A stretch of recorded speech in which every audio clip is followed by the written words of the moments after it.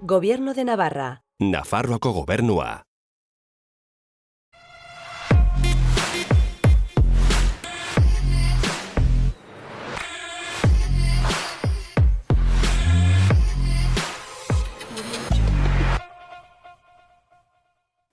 Gaur, Janus Lester taldeko Jokin Pinatxo dugu gurekin. Berak kontatuko digu nola sortu zuen proiektu hau eta zertan ari diren orain.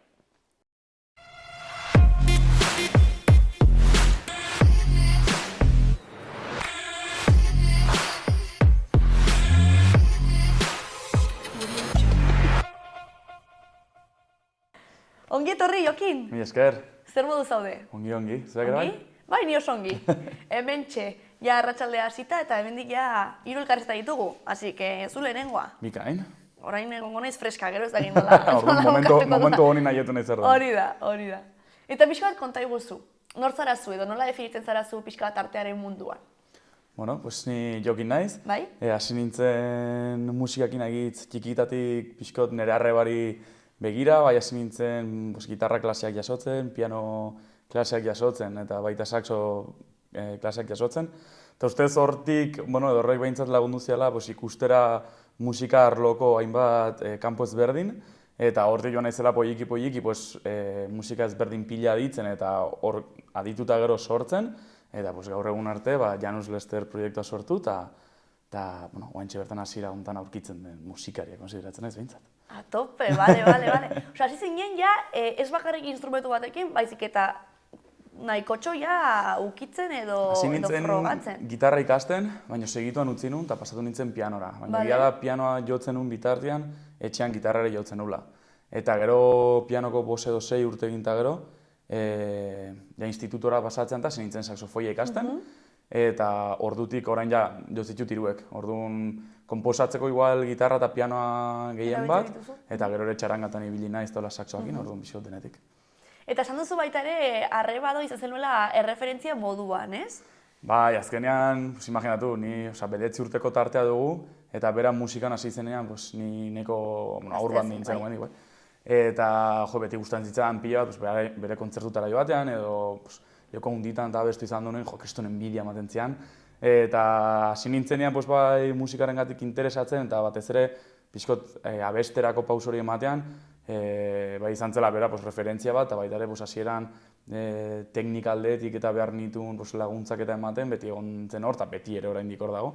Así que dudarik gabe, etxean ondoko gelan ensaiatzen zuen berak, así que imaginatu niretzat paria zen hori.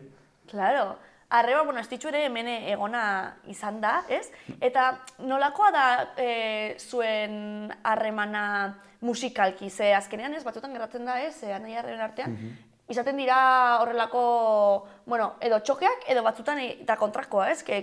Igual hori da lotzen zaituen zerbait, ez? Nik uste dut nahiko erresa dela harremana, ez dut edozein maketa dudanean nik erdi prest, edo abesti berri bat, edo edozein ideia edo arazori gabe beti konpartitzen dizkio, eta ikusteko abertzein den bere iritzia, zer aldatuko luken, zer ez, eta berak ere edozer gauza behar dula nik handik, edozein abesti grabatzeko, edo edozein egunrokotasuneko lan hortan, nik uste dut nahiko relazio sanoa dugula musikalki, eta nik uste dut dela superpolita hori.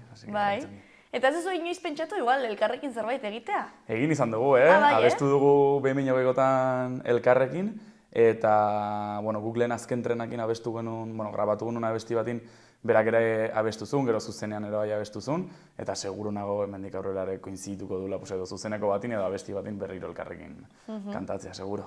Primeran, eta gurasoen aldetik nola? Azkenean biak musikariek izatearena, ez? Igual, gurasoen aldetik izan duze ozer hor... Da nahiko arraro, gurasoak inor ez da musikaria, edo inork ez du inoiz ez instrumenturik jo, ez inon abestu, bai dire oso musika zaleak. Hori bai sumatzen zaiela, nik uste dut atia, bereziki, entzun izan duela musika mota pila bat, kontzertu mota pila bat, eta nik uste dut nahiko txikitatik agitz barneratu izan dugun zerbait izan dela, ze gurasok igualez, bino atatxita bai, bertzen bertxolaria, baina bakizu bazkaritan eta beti bertxotan, eta azkenean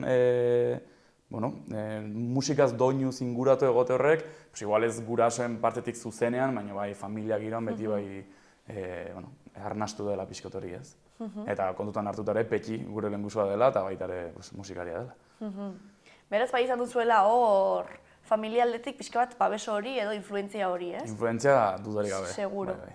Eta gero, aipatu duzu ez da bertsolaria edo, imaginatzen dut, zergatik esan duzu ez da bertsolaria, baina bertsotan ibiltzen zen. Ikasketen kontuagatik edo... Ez, etzelako ibiltzen, etzelako plaza gizona, baina bai, bazkaritan eta beti, nik ez nuen ezautu nire atatxi, baina amak beti kontatu izan dit, beti bazkari familiar bat edo kuadrilla, bazkari guztiak eta gero, beti bera hasten zela bertxotan, arekin sartzen, ordenik hori amak ikusi zuen eta bizitu zuen, eta nik gero ere horren harira amak animatu ninduen ere bertso eskolan apuntatzera, hasten zera lehenengo bertso doinuak ezagutzen, bertso doinutatik igual lehenengo euskal kantu, zarrak, eta hola pixot nik uste dut dela ari bat, eteten ez dena, ez. Garrantzitsua iruditzen zaizu ikasketak izatea musikaria izateko? Iruditzen zait gogoa izatea dela garrantzitsuna musikari izateko, ze nik ezagutzen ditut musikari pila, ez dutenak inongo musika... ez dute musika ikasketik zentro batean eman dutenak, ez? Gero zuk etxean pasatzen dituzun orduak eta orduak, gitarra jotzen adibidez, ez duzu gitarra ikasketik, baina ikasi duzu gitarra jotzen. Orduan, da nahiko subjektiboa, batzutan ikasketak ongi datoz harmoniak lantzeko edo konposatzerako garaian nik uste dut geroiz eta musikalidadea altuagoa izan, geroz eta baliabide gehiago dituzula, baina nik uste dut ere ikasketa gabe zuk eskaintzen dizkizun orduakin kriston musikari izaten altzarela. Zure kasuan, egin zenuen hori izan duzu ez, 6 urte piano, gitarra, saxoa eta orain izan duzu baita ere proiektu hola bat sortu duzuela ez, Janus Lester. Konta iguzu pixka bat horri buruz. Janus Lester, hasi zen duela 3 urte, justo etxeratzea baino lehenago, izango zen 2019 bukaera edo 2020 hasiera. Hor sortu zen ideiaz, aurretik azken trena taldean abesten nun, eta ikasketak zirela eta taldeako bakoitzan munduan punta batin gelditu bar izan zen, eta ezin ginen elkartu. Eta bai banula behar hori bezala proiektu berri bat sortzeko, ez? Banitu abesti batzuk, borradore bezala idatziak ja, eta hor, 2020 hasieran izango zen, hasi nintzen, pixkot imaginatzen nola nahiko nukeen abestiek, abesten magnitude bat hartzea, ez? Eta hasi nintzen musikariak elkartzen banan, eta egiarran nahiko konten osatutako bandakin, eta, etxeratze horrek ere egin zigun pixkat denbora gehiago edukitzea abestiak lasaiago konposatzeko, gauza pila probatzeko, azkenean etxean egoteak bazun alderdi on hori, sorkuntzarako askoz denbora gehiago genula. Eta pixkot etxeratzearen harira gero hasi ginen, etxeetan landua genituen abesti horiek poliki-poliki lokalean probatzen, lehenengo maketak grabatzen, eta lehenengo diska atera arte 2022ko abenduan. Zu izan zinen pixka bat taldea sortu zuena edo ale hori jarri zuena? Nik banun garbi, ezin nintzela egon geldirik, eta gaina banun sortzeko gogori, banula beldur pixka bat hasieran, beti proiektu berri bat edo aurrera pauso batek beti sortzen dizu beldur punto bat, ez dakizun ez nola ingo duzun, ez norekin ingo duzun, ez nola ateriko den. Eta hitz egin nun Makina Arbelaitzekin, dela taldeko baterista, eta berak animatu zian, berak ere ikusten zulako nik gogozen nengoela eta animatu zian, nik komentatu nion bera animatzen baldin batzen bateria jotzera ere nik eskertuko nula, baiezko amantzian, eta nik uste dut hortik bertze gogo batzukin eta igual ere konfiantza batekin, ez berak emantzian konfiantza horrekin sortu zela Janus Lester. Lagunak zineten lehendik edo sortu zen? Bai, Mantxintan ezakin noiztik ezagutuko garen, minio lagun importanteak ginen, ze berak ere azken trenan bateria jotzen zuen, eta azkenean lokalan konpartitzen diren ordu horiek edo kotxez kontzertutara edo azkenean konpartitzen dituzun ordu guzti horiek, azkenean sortzen dituzte familia relazio bat, eta Matxinekin, kriston relazio hurbila dugu. Eta gero, beste musikariak aukeratzerakoan, nola sortzen dira? Imaginatzen dut ez dela musikari hon bat aukeratzea, bai garrantzitsua izango da, gero kalitatea eta eskaintzeko, baina baita ere, gero hotza gainean transmititu alizateko konexio hori edo, garrantzitsua da, ere konektatzea, bai Osa, ja, Bai, pertsonalki publikoarekin. ez, eta... Bai, pertsonalki eta baita publikoekin ere, ze gauza bat nahiko denbora eskaini niona, ze azkenean musika munduan ibili garen jendeak musikari lagun pila ditugu, ez, eta norreri komentatu partaide izateko. Garbi nun batetik nahi nula talde mixto bezala ateri, hori garbi nun, ze gainera justo Garaziez Naholari eta Ane Bastiari komentatu genien, ze ez ziren nire lagunak, baina bai publikotik ikusian nituen musikari puskak gainera. Eta egiten zian kriston ilusioa, beraiekin albaldi manun nik estenatokin jo, nire zatzen kriston oparia. Bizkot fan moduan idatzen den. Eta baiezko mantziaten, eta bikain. Eta gero ere bai elkartu nituen lagun musikari batzuk izautzen nituenak aspalditik, edo txarangan joan nolako beraiekin, edo koinzitua genulako beste kontzertu batzutan edo ambito batzutan. Eta, helburu izan zen pixka aldotzea, ezagutzen ez nun jendea pertsonalki, ezagutzen nun jendeakin, beti ere nire konfiantzazko musikariak izan da.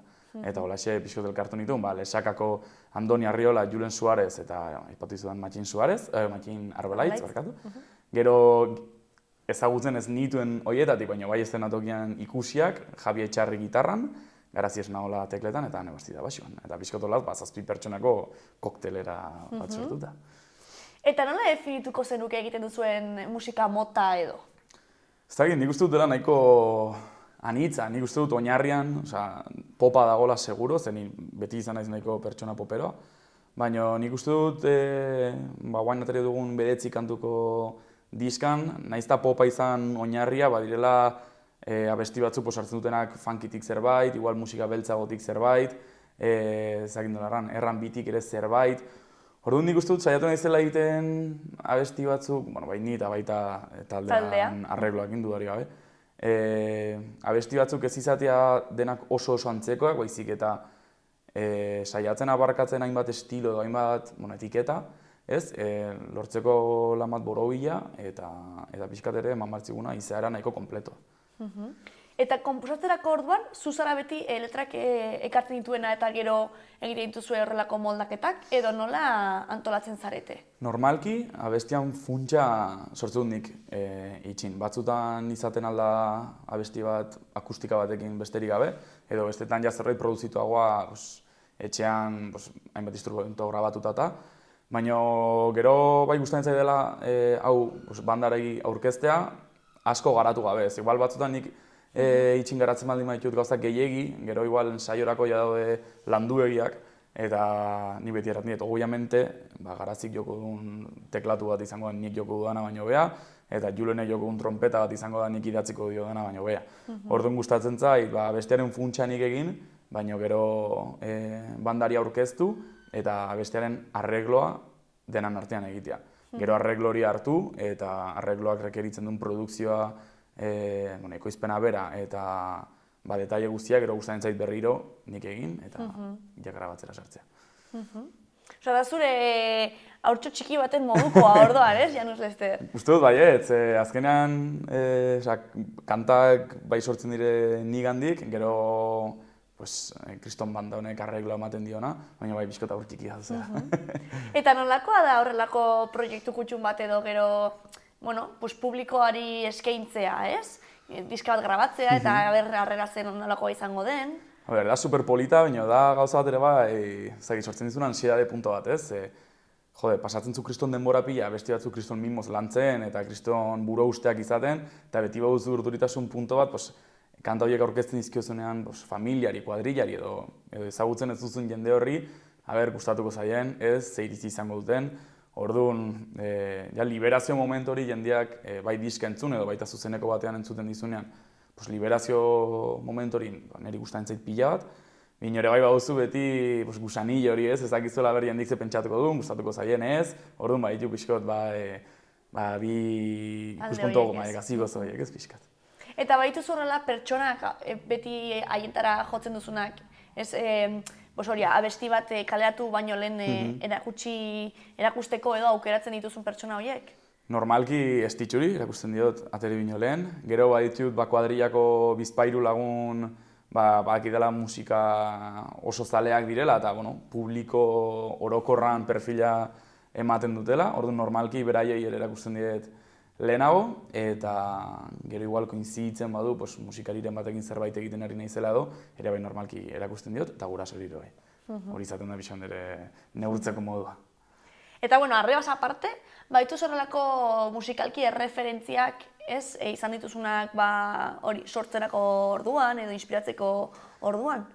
Nik uste dut nahi gabe begitzen diezula ez, hainbat musikariri bai sortzerako garaian, eta baita nire kasuan igual abesten hasi nintzen garaian, eta zen nik uste azkenean harrapatu zian epokangatik gizonezko ahots bezala erreferente izan dituela beti bai Pekin ere lehengusua eta baita Einaute Elorrieta. Izan direla, euskal ahotsetaz, nez? Bai. Izan direla ahotsak bai nire gaztaro guztian jarraitu nautenak eta nahi gabe begiratu dietenak.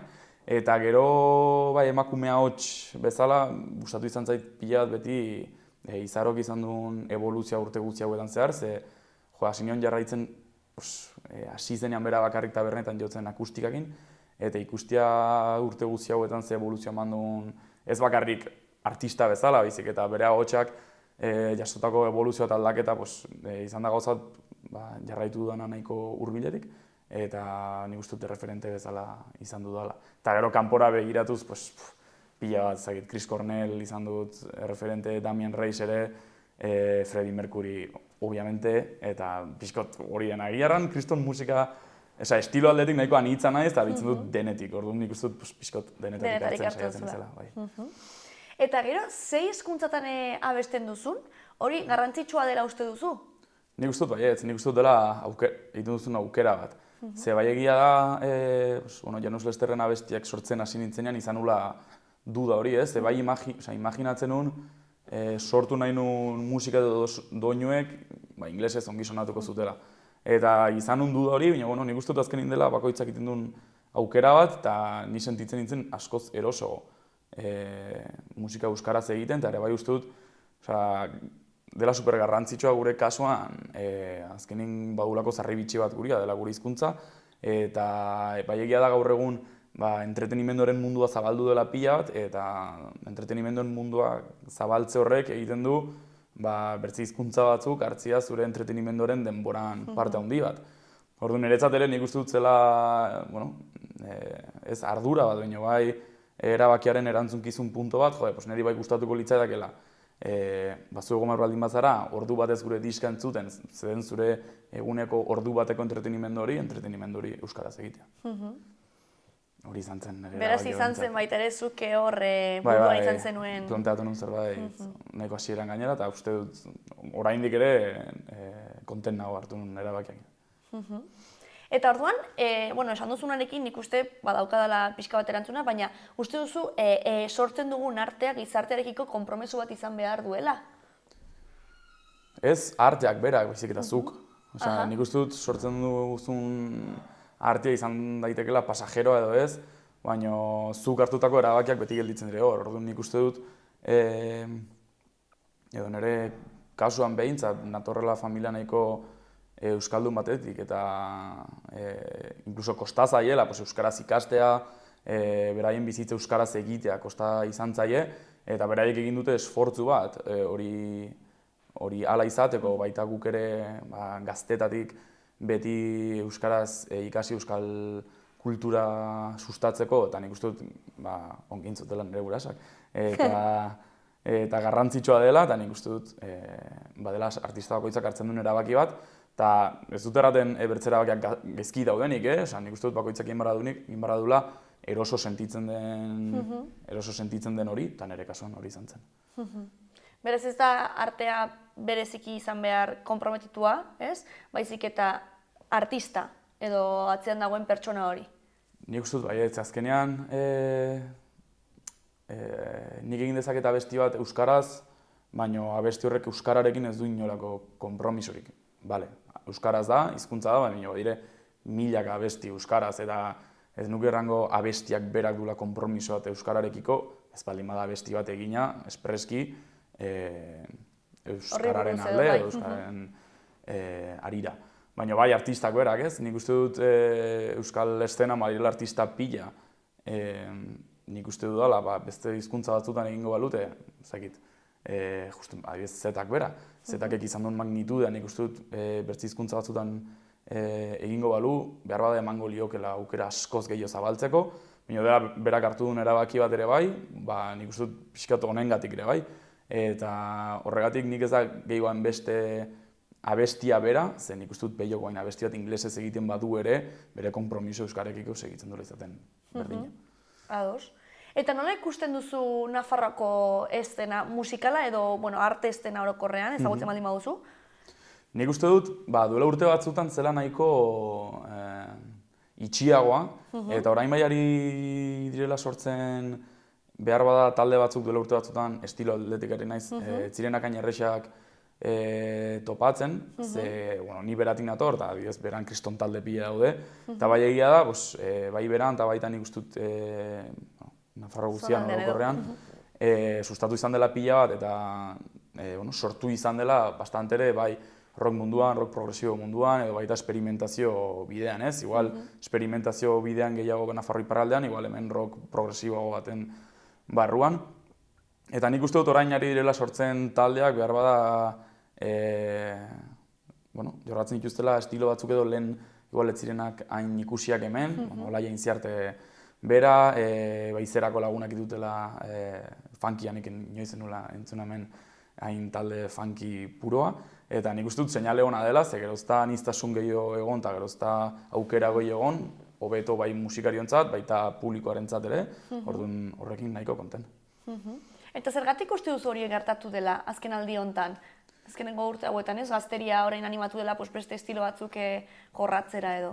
Nik uste dut dela pixkot dena aipatu dizudan horrengatik ere, azkenean gure entretenimendua abaniko ere zabaldu delako, orduan abaniko hauzuk geroztak gehiago zabaldu, geroz eta influentzia gehiago izan behar dituzu kanpotik, eta gerozetako gogo gehiago izan behar duzu probatzeko, saiatu behar nahi ziten musikarionek egiten duna, edo arek egiten duna, eta horrek azkenean gero egiten dizu, zuk zure gauzak sortzera. Orduan nik uste dut, pixka datorrela hortik, lehen behar bada, gure entretenimendua entzuten zen musika, zeuden baliabideengatik, zen askoz mugatuagoa, baliabideak orain zabaldu dire, nik uste dut baliabideekin batera sorkuntza darrak ere zabaltzen direla. Eta nola izan zen, justo proiektu bat hasi eta etxeratze hori sufritzea, ez? Esan duzu, alde ona izan zen, sortzeko eta hastia izan zen utela, baina, claro, nik imaginatzen dut ere, azkenean, produzitzen ari zarenean musika nahi duzula gero partekatu eta holtza gainera igo, ez? Eta azkenean luzatu egin zen, ez? Luzatu zen, hori da, ez? Orduan nola izan zen hori? Etzen izan bakarrik etxeratzea hartu kontutan gero ere, Claro. gu talderdia Nafarroko garela, baina bertzerdia Gipuzkoarrak. Bale. Eta ezin zen mugaz pasa eta gauza guzti horiek. Orduan, bai luzatu zen dexente, eta hasieran ongi, ze erraten zenuen, baut denbora lasai idazteko kantak, baina ja behin kantak sortuak zeudela eta ja bauzu gogori elkartzeko zazpi musikariak sortzeko denan artean, denan ideak botatzeko eta bai izan genula denbora batez impotentzia puntu hori ezin ginela lasai elkartu, ez? Azkenen bagenitu beti mugan arazoak, etxeratze arazoak, orduan pixkot hasieran nahiko ongi, baina gero pixkot frustrante izan zen, bai. Eta nola izan zen gero, hilabete horiek pasatan, nola izan zen, ja por fin, ez dakit, kontzerturen bat eman zenuten justo gero pandemia ostean horrelako akustiko moduan eta egiten ziren horietakoak, edo? Ez, hartu genuen denbora elkartu eta bagenituen abestiak lasai grabatu, lasai, ekoizpena ere bilatu genuen, Einaut Gaztainaga deitzen da, eta zestoan du estudio eta berekin lasai abestiak lantzeko denbora, eta behin grabatuak zeudela ere, hartu genuen nahiko denbora ikusteko nola aurkeztu behar genuen, nola nahi genuen jendeak ezagutzea gu eta nola nahi ginen antolatu gu. Eta uste dut, orain denborakin begitu eta ongi etorri zitzaigula denbora hori, ze behar bada behi egiten altziren akustiko horiek eta, baina nik uste dut ginela superzentratuak ikustera nola aurkeztuko genuen gure lana, norekin nahi genuen egin lan, norekin ez. Eta hartu genuen denbora hori, eta nik uste dut ongi etorri zela. Eta gainera horrek ere eman zigun aukera gure lehenengo kontzertu izateko berako bestetan, Bale, pandemia eta... izan zen lehenengoa, berako bestetan, guau. Izan zen pandemia eta geroko lehenengo bestetan, imaginatu txupinazo egunin, imaginatu jendea zegoen zegoen a super. tope. Orduan, izan zen pasada bat, Kriston ona, eta bai, izan zen, estrenatzeko azkenean, luzatze horrek egin zigun, izatea estreno bat, izan zela pasada bat. Bai, kriston subidoia. Anekdotaren bat, kontatu daiteken anekdotaren bat egontzen hor. Ze estrenoan? Bai. Jode, izan zen egun nahiko luzea, zen txupinazo eguna, eta txupinazo egunan beti izaten dire kuadrilla bazkariak, eta denetik izaten da. Eta, klaro... Zuek, imaginatzen dut ez? Klaro, ni ez nintzen joan kuadrilla bazkari eta ez, baina egin genuen kontzertura etorri biharrean taldekide guztiak, goizetik etorri ziren txupinazora ja taldekide guztiak, soinu teknikariak, orduan pasa genuen goiz guztia elkarrekin, eta egin genuen bazkaria, nire itxin, askoz lasaiago, eta gero soinu probara ibateko eta gero, anekdota bereziena da, gero kontzertu eta gero bota genuen festa, denak batera, gozaldu arte, eta ja etxe garretik. Maravilla. Izan zen kriston egun kompletoa, bai. Eta geroztik, nola ibili zarete, gontzarete leku ezberdinetan jotzen, zeintzuk dira orain gero etorkizunera begira dituzuen proiektuak? Justo lehengo urteko udan, eman genituen, ez dakit, 5 bat kontzertu da, baina izan ziren pixkot aurkezpen kontzertu gisa, gero diskara begira, eta aurkeztu genuen diska bendoren batean, eta justo azaroren 30an aurreko egunean ingenuen emanaldi berezi bat, kontzertu berezi bat, diska aurkezteko Donostiko Tabakaleran. Bale. Gero batan aurkeztu zen ja diska mundu guztiarentzat, eta egon ginen Durangon. Eta Durangon plateruenan ere Durangoko azokan? Bai, bitu. Eta hortxe aurkeztu genuen diska plateruenan, eta hortik arira gero egon gara, bizkot, salatan diska aurkezten, ez? Egon ginen Donostiko Dabadaban, Azpeitiko San Agustinen, Ondarruko Behiko Zinin, bat emataztuko zait, Gasteizeko Jimilasen, Aian ere probalekuan egon ginen, eta bizkat, holako salatan, Olaia Inziartekin batera, denak ziren kontzertuak, hasiera hau hasi dugu biek elkarrekin, eta hola salatan, diska aurkezten, eta orain justo, bihar joko dugu hortzegunekin Bilbon, eta Bilboko kafe antzokian. Olaiarekin ere, ez? Olaiarekin ere. Zebera elkartuko genuen esan zidan, berdina esan nuen, hauek? Da, joan gaina, ingo dugun azkena elkarrekin. Adostu ingo genitula, hasierako aurkezpen kontzertuak elkarrekin, eta hau da justu ingo dugun azkena. Eta gero orain, baiari garela pixka eta pirila eta maiatza betetzen, azkeneko salekin eta, hemendik hilabete pare batera, ateriko dugu udako jiraren edo udako kontzertuen kartelaz, eta xente betetzen ari zaigu. Orduan, intentzioa da, udan lo gutxi egitea, eta karretera de xente ezagutzea, bai. Joe, pues, zorionak, ez, azkenean, zaila da, ez, industria honetan, lortzea hor lekutxo bat, ez? Nahiko industria zaila da, ez? Zaila da, ze, justo, baitu bi aldetatik, ez? Batetik, Euskal Herriak badula mikrounibertso bat industria horren barruan, baina bestetik ere garela herri bat, sortzen duna pila bat, musikari pila bat daudenak, eta horrek industrian sartzerako garaian, ez da bat ere erresa. Nahiz da nik uste duten ona dela, herrian ez dudarik gabe ona dela. Orduan nik uste dut ere hartu genuen denbora honek pentsatzeko nola nahi genuen aurkeztu, eta ez, ansia horrek ezin izan zigun, eta hartzia denbora gauzak pentsatzeko eta planifikatzeko, nik uste dut lagundu zigula, eta behintzat oraingoz super gustara. Gustatuko litzaizuke musikaz guztiz bizi ahal izatea?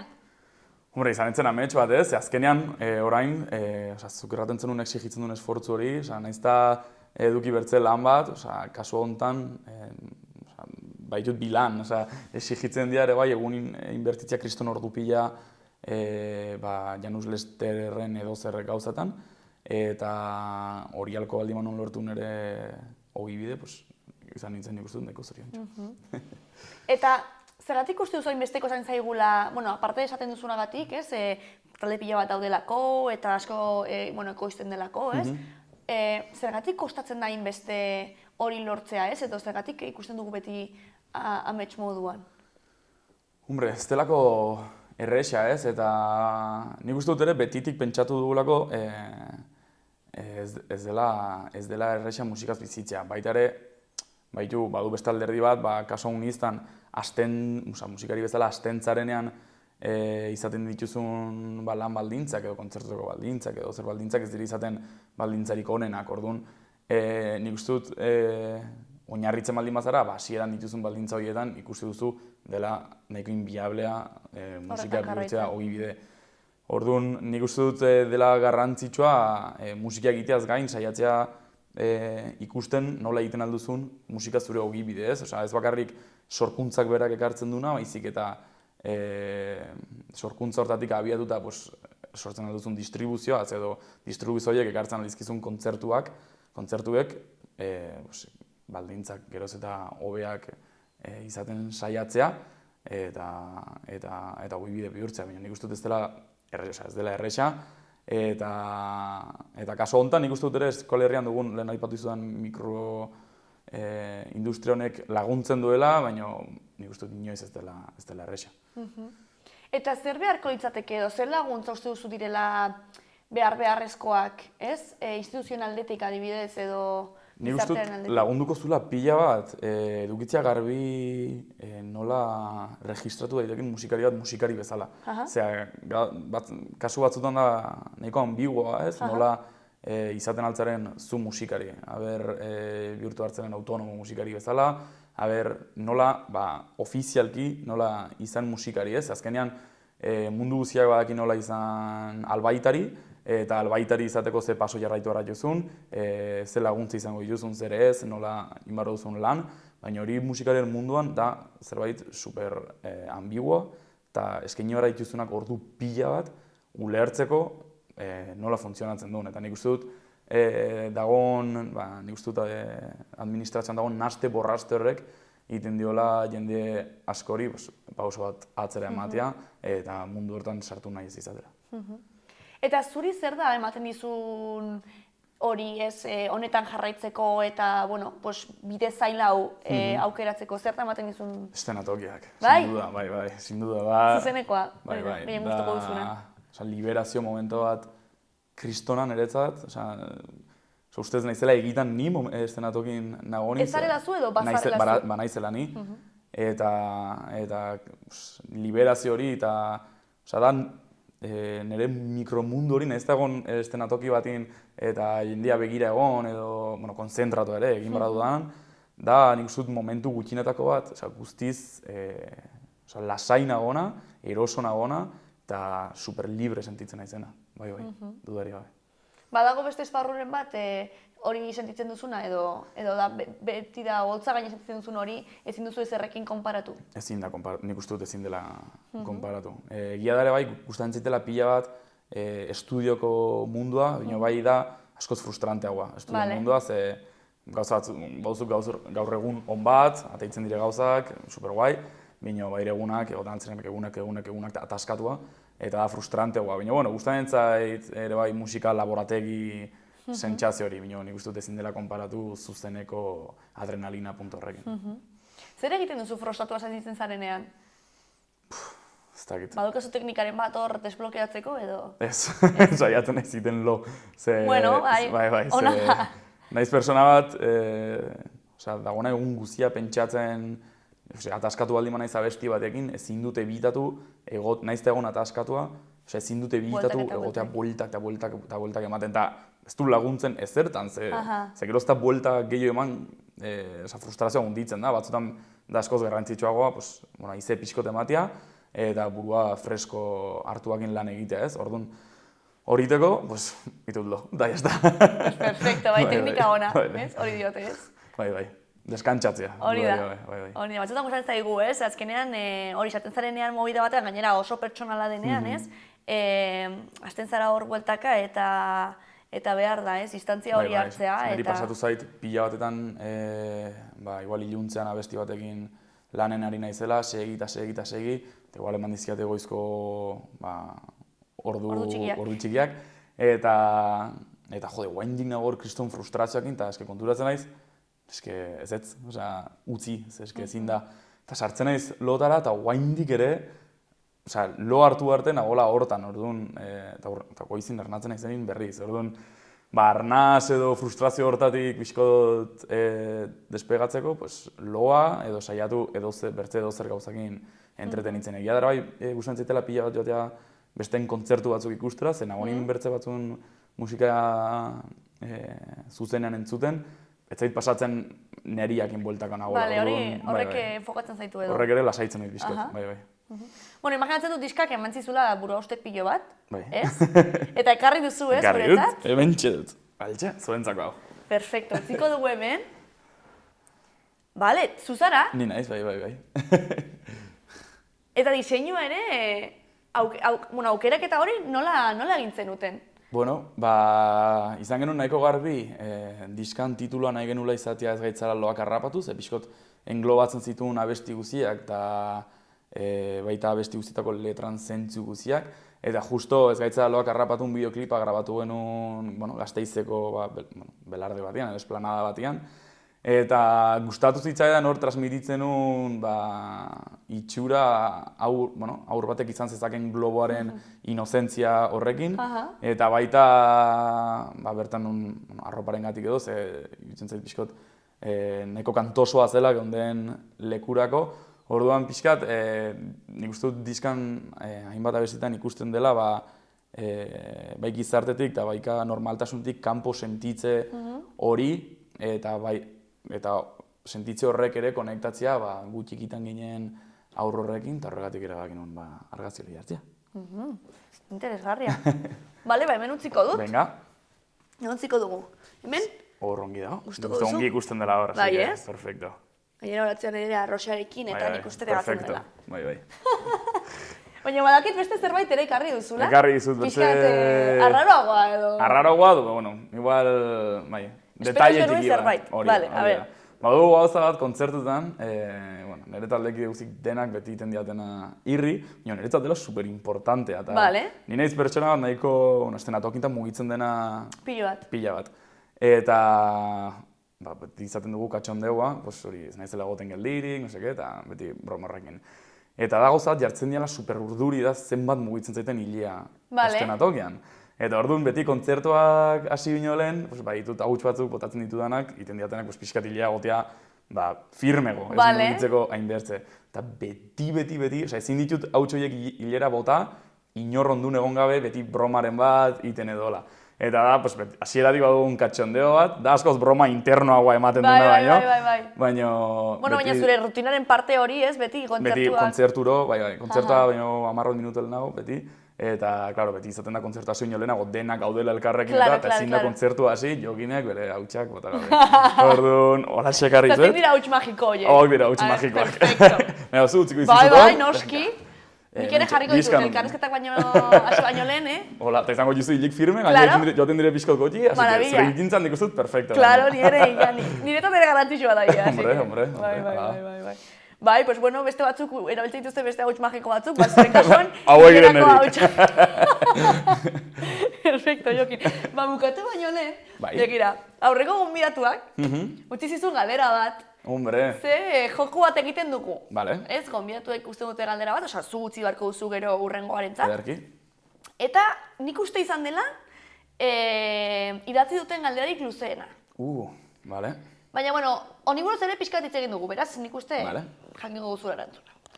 Zenbat urtez, segituko duzu, zure sorkuntzan dirua inbertitzen, gero bueltan ez jasotzeko dirua edo dirua ez den, zerbait, ez? Galdera hona da, Ez dakit zenbat, nik uste dut ezin dela jakin zenbat denboraz segituko duzun, momentu hori aietu arte, ez?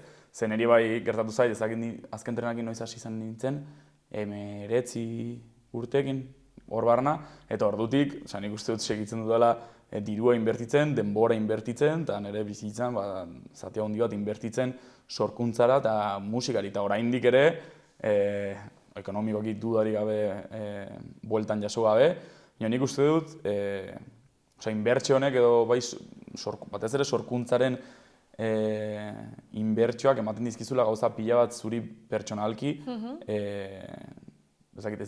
nik behintzat ez ditudanak espero kanpotik etortzea bueltan baizik eta abesti bat idazterako garaian dituzun barne sentimendu horiek azaleratzea, edo baita ere barruan dituzun burrunbil horiek desataskatzeko gai izateatan, nik behintzat hori egiten dut sorkuntzaren bitartez, eta ez dut uste hori bertze zerriek ematen aldiana. Orduan, ez nago esperoan kanpotik zerbait etortzea, obviamente, bai ekonomikoki bueltan etortzen baldin bada, edo jendearen harrerak ere laguntzen du,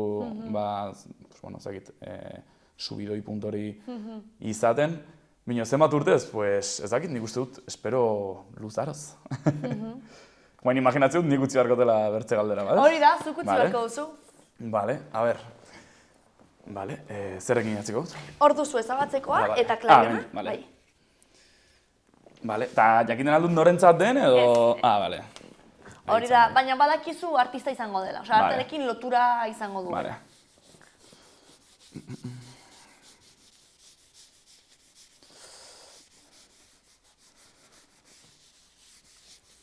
Vale.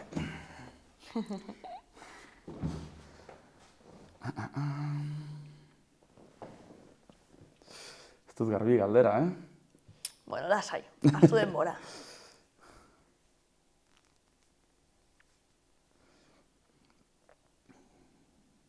Venga.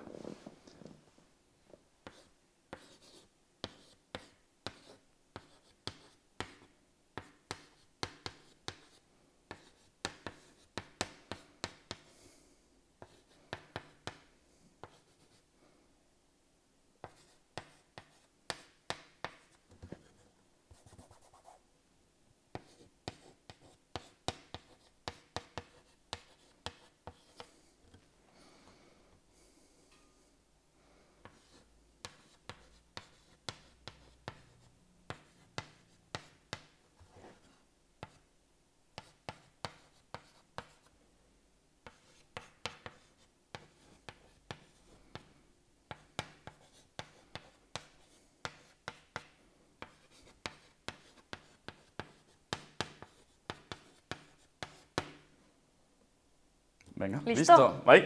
A ber. Hola, horian ere galdera. Beldurtzen zaitu zuk sortutakoa denbora bat pasata gero inork ez gogoratzea. Sortutakoak, hori aztu zaitka. Bueno, ez zuzeneko, bai. Vale, oso interesgarria. Horian ere galdera. Así que, a ver, ikusiko dut nork erantzuten duen. Ikusiko duzu hori da, ikusi barko duzu zure elkarrizketa eta bestearen. Horia. Ba, mila esker. Zuri, super gustora egon naiz, eta... Posten naiz. Plazer bat tartea bort izan. Bai, hori da. Sorte hon proiektu guztietan, eta bueno, baduzue horru da potentea. Potentea, espero dugu behintzat, así que bai. Así que ikusten zaitudan, noiz bait, holtza gainean. Ia hor tente. Tente, geldi. Mila esker. Edarte. Oikoa bihurtu da, gau bat elkarrekin pasa. Mezu bat bidaltzea hortik bi egunetara. Ta bai badut zer esan sarez kanpo nagonean. Ta bai banaiz zer izan biok batera esnatzean. Noiz bihurtu da maitasuna tabu, Eizeak eramaten dituen hitz horietan.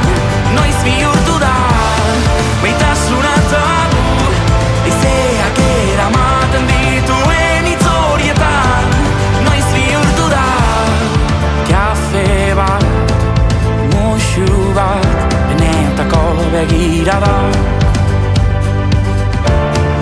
Larrosaz josi